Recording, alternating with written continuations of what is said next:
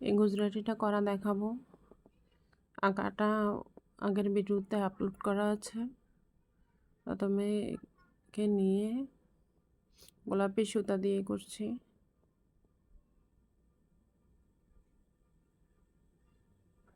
এটা মূলত 4 গড় 4 গড় করে, আর বাকিটা হচ্ছে 2 গড়ের। 4 গড়ের ভরাটটা যারা পারে তাদের জন্য খুব দ্রুত হয়ে যাবে, সেজন্য আমি একটা গড় বাকি রেখে একটা গড় শুধু দেখাচ্ছি, কারণ প্রত্যেকটা 4 গড়ের ভরাটি একই রকমভাবেই হবে, সেজন্য 2টা কালার দিয়ে করতেছি, 2টা যাতে বোঝা যায় ডিজাইনটা সুন্দর লাগে।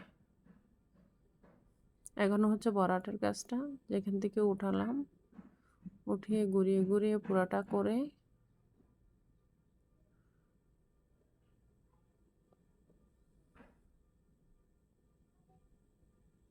ডিএমসি সুতা দিয়ে করলে সবচেয়ে ভালো হবে।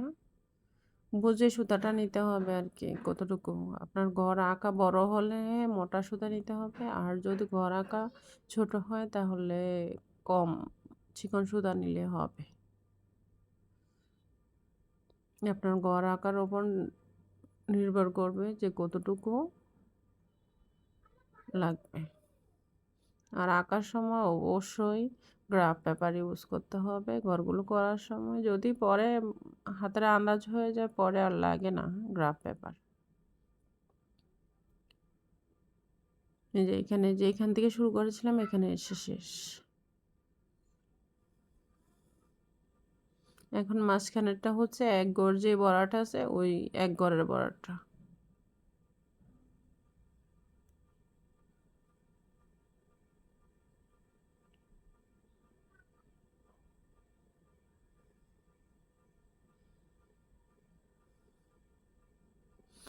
এক গড়ের বড়াট পারলে তারপরে 4 গড়ের বড়াট, তারপরে হচ্ছে যত ইচ্ছা তত গড়ের বড়াটি করা যায়। যেখান থেকে শুরু করা হয় আসলে হচ্ছে, যেখান থেকে শুরু করা হয় ওখানেই গিয়ে শেষ করতে হয় গুজরাটি। আর যেই একটু লম্বা জায়গাগুলো আছে সেগুলো প্যাকেজ স্টিচ দিয়ে নিলেই হবে। এরপরে 2 গড়ের বড়াটটা দেখাচ্ছি।